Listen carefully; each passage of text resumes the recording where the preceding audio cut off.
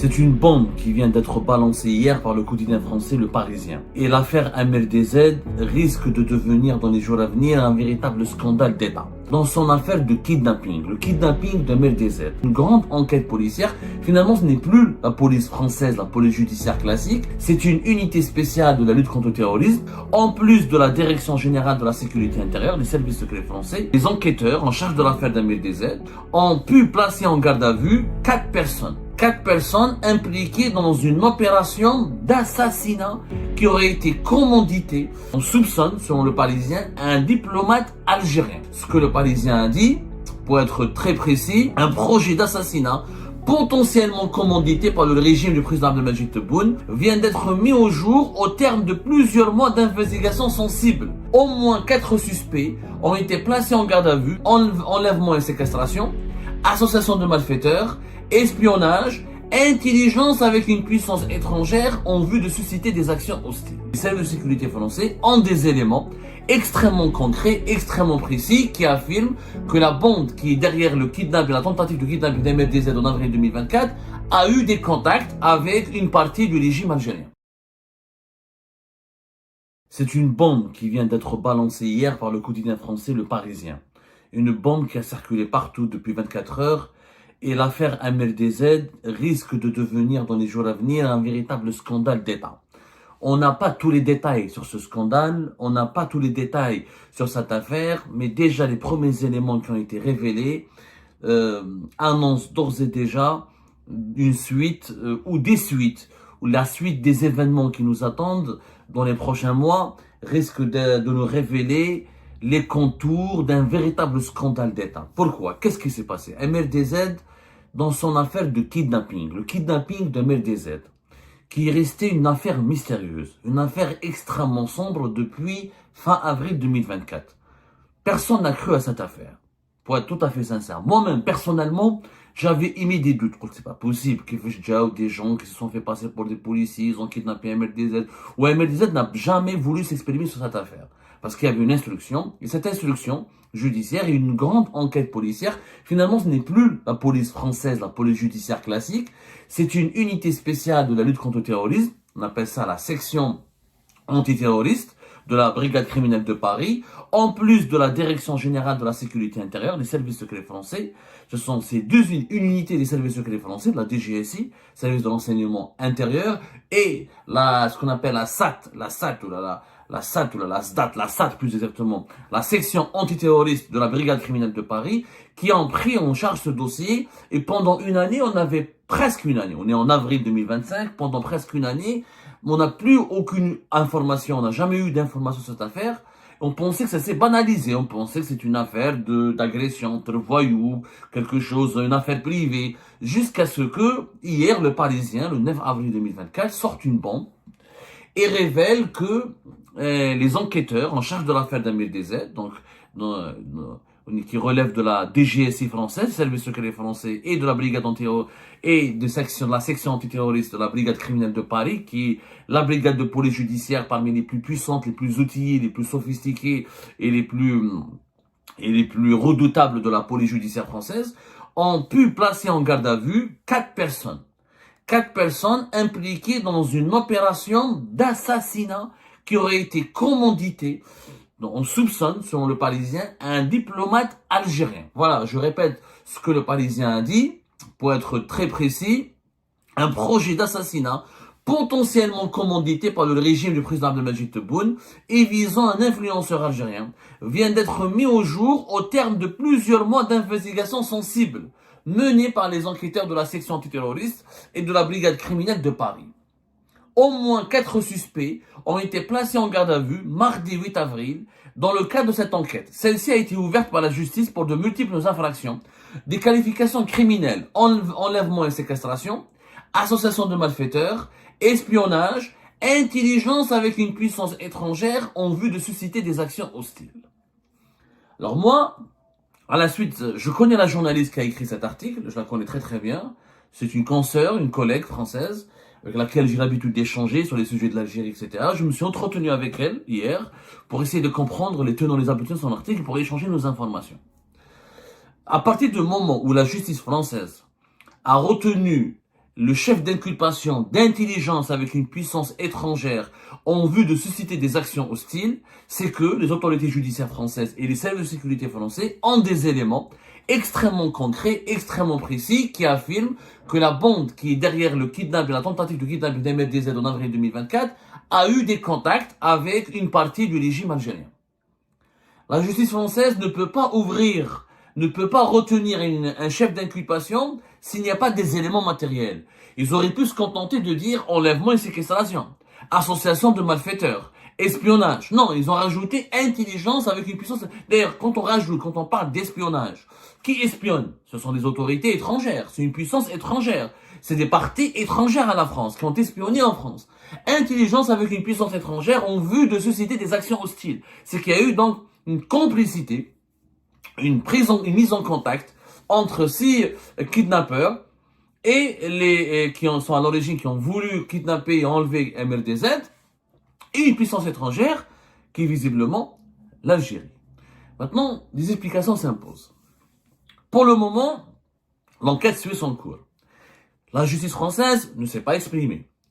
Le parquet antiterroriste qui est en charge de ce dossier, parce que c'est le parquet antiterroriste selon nos informations, c'est le parquet antiterroriste ici à Paris, qui est en charge de ce dossier, n'a fait aucune communication là-dessus. Il n'y a pas eu de communication là-dessus. C'est-à-dire, il n'y a pas eu une communication officielle pour dire, voilà, nous soupçonnons que ce soit l'Algérie ou les autorités algériennes ou un responsable algérien ou un groupe précis lié aux autorités algériennes. Il n'y a eu aucune communication. Le parquet national antiterroriste qui enquête, des juges de ce parquet enquêtent sur l'affaire MRDZ, pour le moment, n'a pris aucune position. Les services de sécurité en France ne s'expriment jamais. Il y a le secret d'instruction. Moi j'ai été agressé à Paris en août 2023. On m'a jamais dit ce qui se passe dans le dossier, on m'a jamais raconté, on m'avait appelé une fois pour dire voilà, à la fin de l'année 2023, pour dire voilà, on a arrêté l'agresseur, venez l'identifier, voilà, et venez l'identifier et venez l'affronter. C'est tout. Donc ils communiquent pas. Ils sont des gens, ici c'est très professionnel. Pour avoir des fuites de la part dans certains dossiers sensibles, et les services de sécurité français ne travaillent pas avec les journalistes étrangers. Il faut être un très bon journaliste français, il faut être bien placé au sein d'un grand journal comme Le Parisien, Mediapart, Le Figaro, Le Monde, Marianne, et les grands médias français pour pouvoir entretenir des liens avec des sources policières, des sources sécuritaires françaises. Les sources sécuritaires françaises parlent très rarement aux journalistes étrangers. Moi, j'ai fait des enquêtes ici en France sur des biens mal acquis ou sur des personnes ou sur un certain nombre de dossiers sensibles, etc. Il y a très peu d'enquêtes, il y a très peu de sources françaises qui acceptent de parler à des journalistes étrangers. Parce qu'il y a des codes ici, ils font pas confiance aux journalistes étrangers, surtout quand tu es réfugié politique comme moi, ils préfèrent parler à des confrères et des consoeurs françaises. Des confrères français et des consoeurs françaises. Donc, pour le moment, pour être très clair et très précis, il n'y a pas encore de preuves irréfutables que c'est l'Algérie ou les autorités algériennes ou des hauts responsables algériens qui sont derrière le kidnapping et le projet d'assassinat de MRDZ. Pour le moment, il y a des soupçons. Il y a la garde à vue de ces 4 personnes qui ont été arrêtées. Elle peut durer 3 à 4 jours parce que nous sommes dans un crime, dans des graves qualifications d'espionnage, d'intelligence avec puissance étrangère, etc. Et que ça relève d'une activité pratiquement similaire à une activité terroriste. Donc, les auditions de ces 4 personnes qui ont été arrêtées peuvent durer 85 heures. C'est qui ces 4 personnes? Ces 4 personnes, ce sont les 4 malfrats, les 4 mafieux qui ont kidnappé MRDZ le 29 avril 2024. Qu'est-ce qui s'est passé avec la Étant donné qu'MRDZ n'a jamais pu s'exprimer sur cette histoire, nous étions obligés de recouper à travers plusieurs sources et d'essayer de comprendre, de retracer, pour réécrire le récit de l'affaire depuis le début. Le 29 avril 2024, MRDZ rentre chez lui vers 11h30. Il rentrait chez lui dans une région située dans les environs de Créteil. Il est arrêté, il est intercepté par un véhicule de police. Officiellement, lui, il pensait que c'était un véhicule de police. Un véhicule de police, gyrophare, etc. 4 personnes sortent avec des civils avec le brassard de policier. Alors en France, régulièrement pas à Paris, est-ce qu'on n'a pas la brigade anticriminelle, la BAC, les BACE, comme on les appelle dans le vocabulaire médiatique et politique ici en France? Ce sont des policiers en civil, ils ont toujours un brassard orange, police. C'est des véhicules voilà, banalisés. Ben, c'est des véhicules de civil. C'est pas des véhicules officiels ou etc. Voilà la police. Tu viens avec nous. Lui, il pensait naïvement que c'était la police. 11h30, etc. Ils l'ont pris dans un véhicule. Ils ont pris sa voiture, ils l'ont mis dans une voiture, les menottes, menottés, etc. Comme quoi il était en état d'arrestation. Ils se dirigent, là, ils ont pris la route et ça a pris beaucoup de temps. Ça a pris beaucoup de temps et normalement, quand on est arrêté par la police, on arrive un quart d'heure, 20 minutes, une demi-heure vers un poste de police. Lui, non. Malgré qu'il a été menotté, etc., et malmené, etc., il a vu à Mercedes que il se dirigeait au sein d'une forêt. Il a quitté la région parisienne. Vous savez, ici à Paris, il y a Paris intramuros. Ensuite, il y a la région Île-de-France. Quand on sort de Paris, il y a beaucoup de forêts, beaucoup d'espaces verts. Bah, les policiers ne sont pas, c'est pas comme les gendarmes, là. Ils peuvent pas, il n'y a pas un commissariat ou un poste de police situé au cœur d'une forêt. Ahmed Dezed a compris que c'était pas des policiers. Il a commencé à se débattre. Il leur a dit, vous n'êtes pas des policiers, vous m'avez piégé. Là, ils l'ont malmené encore plus. Ils l'ont emmené vers un endroit apparemment détenu par des personnes qui seraient d'origine de la communauté Tzigane ici en France. On les appelle les gitans. C'est une communauté, les gens du voyage, tout simplement. C'était un ancien site appartenant à des ferrailleurs, une sorte de fourrière, ou une sorte d'entrepôt, etc., abandonné, dans lequel il y avait des activités de ferrailleurs, ou je sais pas quoi. Il a été gardé là-bas 27 heures. Pendant ces 27 heures, Ahmed a été drogué. Il a été intoxiqué, là on lui a fait boire des choses, du coup il était somnolent, il disposait pas de toutes ses capacités mentales. Quand il a commencé à se réveiller au bout de 27 heures, il a raconté aux enquêteurs des services de sécurité en France qu'il s'était gardé, qu'il était toujours menotté, il était gardé dans une sorte de conteneur, voilà, comme une maison préfabriquée, et qu'il était surveillé par une femme qui était masquée et voilée. Et cette femme a commencé à lui parler. Et lui, MLDZ commençait à l'interpeller. Qu'est-ce que je fais là? Pourquoi vous m'avez amené ici? Pourquoi vous m'avez kidnappé? Qu'est-ce que je vous ai fait? Est-ce que vous travaillez pour les services algériens? Est-ce que vous travaillez pour l'Algérie? Et la femme était surprise par les questions d'MLDZ. Et la femme lui dit, c'est quoi la relation avec l'Algérie? Elle lui a dit, est-ce que si tu rends la camionnette de drogue, le camion de drogue, si tu rends la camionnette ou le camion de drogue que tu as volé à Amsterdam, on va te libérer, on va te relâcher en toute liberté. Et là, un MLDZ était choqué. Il leur a dit, de quel camion de drogue vous me parlez? Elle m'a dit, moi, je n'ai rien à voir avec la drogue. Je n'ai rien à voir, j'ai jamais été à Amsterdam, je connais pas ce camion de drogue, de quelle camionnette de drogue vous parlez? Et la dame qui le surveillait commençait à le bousculer. Arrête de nous mentir, si tu veux t'en sortir vivant, si tu veux avoir la vie sauve, etc., tu dois rendre la quantité de drogue que tu as volée. Et lui, il leur a dit, moi, j'ai rien volé, je ne suis pas dans le trafic de drogue. La preuve, prenez votre téléphone, tapez MLDZ, vous allez voir que je suis un youtubeur célèbre, que je suis réfugié politique en France, et que je suis très connu, un activiste politique. La femme, elle a appelé les collègues, les personnes qui ont été, les mêmes gangs qui ont kidnappé MLDZ, ils ont pris le téléphone, ils ont effectivement vérifié qu'ils ont vu sur internet. Bon, ils comprenaient pas l'arabe parce que lui, il parle uniquement en arabe, mais il y avait quelques articles en français sur MLDZ. Ils ont lu, ils ont bien compris que c'était un réfugié politique, un activiste, qui n'a rien à voir avec le trafic de drogue. Là, ils ont commencé à paniquer. MLDZ, il a été intelligent, il leur a fait paniquer. Il leur a dit, écoutez, moi je suis une personne célèbre, les services secrets français vont venir vous chercher, ils sont certainement, ma femme a lancé l'alerte, ils vont me rechercher partout, je suis très célèbre, je sais pas qui vous a demandé de m'enlever, mais moi je n'ai rien à voir avec la drogue, on vous a manipulé. Et la tactique d'MLDZ a réussi. MLDZ, il a eu beaucoup de courage, il a eu beaucoup de lucidité. Il a réussi à les manipuler un petit peu. Au moins, ils ont pris peur. Ils ont dit, attendez, apparemment, d'après ce que MLDZ a raconté aux enquêteurs des services de sécurité français, c'est qu'au moins, ils connaissaient pas la personne qui l'ont enlevé. On leur a pas dit qu'il s'agissait d'un activiste, etc. Donc, au moins, ils leur ont dit que c'était une affaire de trafic de drogue. Ici en France, il y a des gangs en trafic de drogue. Des fois, il y a des règlements de compte. Quand un caïd, quand quelqu'un ne paye, prend de la drogue, il paye pas son fournisseur, ou il veut pas le payer, quand il y a des divergences entre des fournisseurs, entre des gangsters, entre eux, il y a des règlements de compte. Ils s'enlèvent, ils se kidnappent, ils se tuent, ils s'entretuent. Mais c'est rare où des gangsters touchent à des personnalités politiques. Les gangsters ici, ils s'en foutent de la politique. Ils cherchent le trafic de drogue, le trafic d'armes, il y a de l'argent. Mais des aides, c'est un activiste, réfugié, il y a le Nizam al-Jazairi, il parle de l'Algérie. Donc, ils ont commencé à se poser des questions, ils ont commencé à paniquer. Donc, d'après le récit de MLDZ au service de sécurité français, la dame, elle est revenue vers lui, elle lui a dit, écoute, c'est bon, on va te libérer, mais attention, ne dépose pas plainte, ne raconte pas ce qui t'est arrivé, tu vas avoir la vie sauve, nous, on nous a induit en erreur, je sais pas quoi. Mais MLDZ, pendant ce temps-là, même s'il était somnolent, il essayait de capter des discussions entre eux. Il a reconnu que quelqu'un parlait, il avait des accents maghrébins, d'autres, ils avaient des accents français, mais apparemment, c'était des personnes originaires de la communauté tzigane, de la communauté des gens du voyage.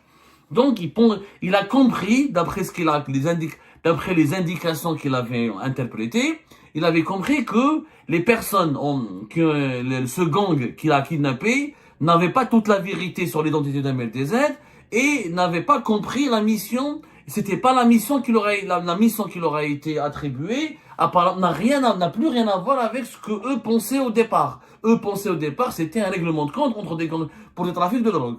Quand ils ont vu que c'était politique, ils n'ont pas voulu se mêler. Ou peut-être, en tout cas, MLDZ raconte aussi au cours de l'enquête, à ses interlocuteurs, aux membres des membres des services de sécurité, peut-être qu'il y avait un différend financier. Donc on ne sait pas où. Le second, quand ils ont vu que c'était une personnalité politique, ils ont demandé à la personne qui a ordonné ou qui a commandité le kidnapping d'MLDZ, ils lui ont demandé plus d'argent. Puisqu'il s'agit d'une personnalité politique, c'est pas un petit voyou, c'est pas un trafiquant de drogue. Peut-être qu'ils ont exigé plusieurs milliers d'euros et que cette personne n'a pas voulu les payer. Ou ils ont pris peur, ils ont dit, nous, ça c'est politique, on va avoir des problèmes avec l'État français. Et c'est pas la même chose que kidnapper un gangster, kidnapper un trafiquant de drogue et kidnapper un activiste politique, c'est pas la même affaire. Donc, ils l'ont libéré. Et, quoi qu'il arrive, c'est une affaire extrême. C'est un film. Où je serai MLDZ, c'est un film. Moi, au départ, j'y ai pas cru.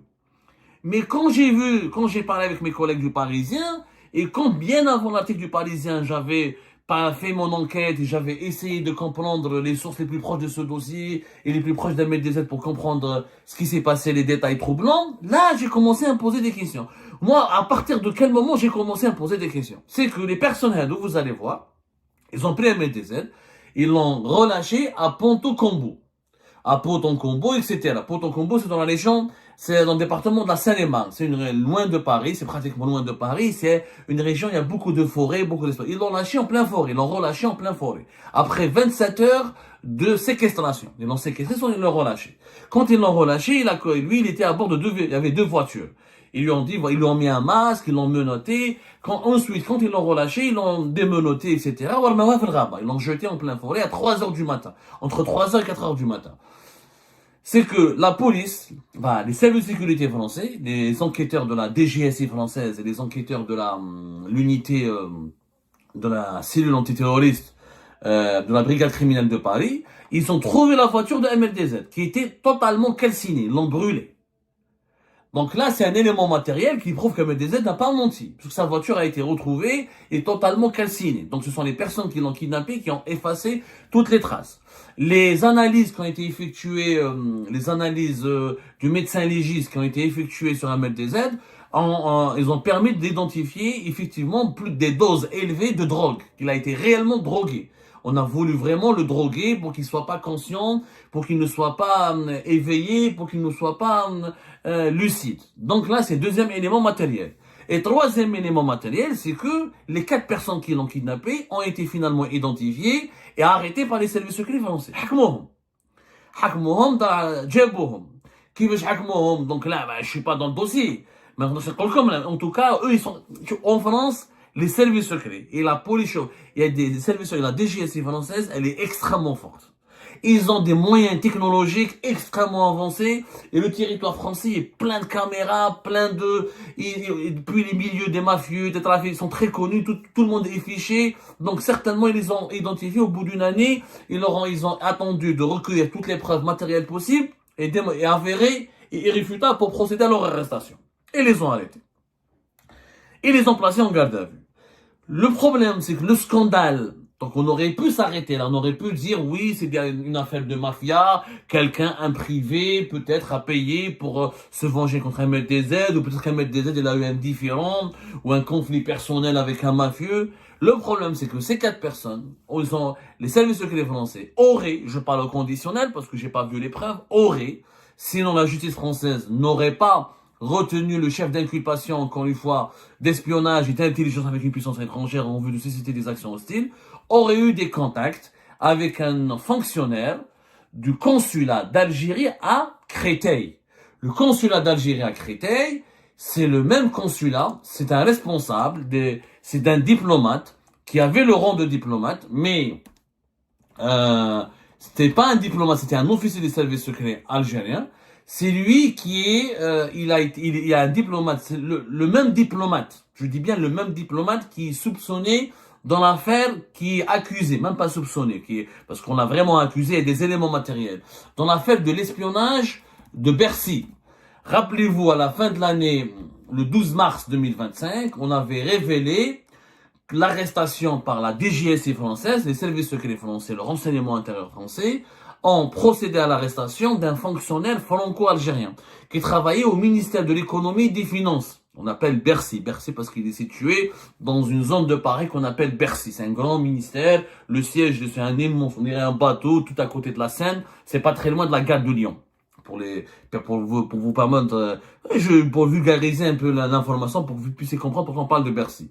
C'est le ministère de l'économie et des finances qui a été arrêté le 16 décembre 2024 par la Direction générale de la sécurité intérieure. Lui, il était en contact avec un officier des services secrets algériens qui avait une couverture diplomatique et qui travaillait au consulat d'Algérie à Créteil. Et c'est lui qui lui avait demandé de manipuler une femme âgée de 46 ans avec laquelle ce fonctionnaire franco-algérien avait une relation intime et qui travaillait dans l'Office français de l'immigration et de l'intégration.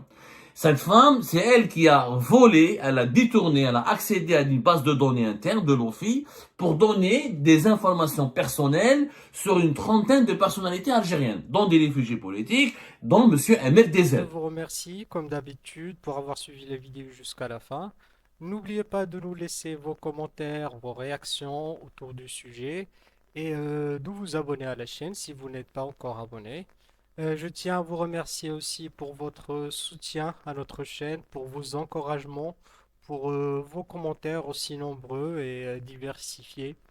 Je tiens aussi à remercier nos abonnés et les personnes qui nous suivent régulièrement. Sans vous, ça n'aurait pas été possible. Donc voilà, merci encore une fois et à la prochaine dans une nouvelle vidéo.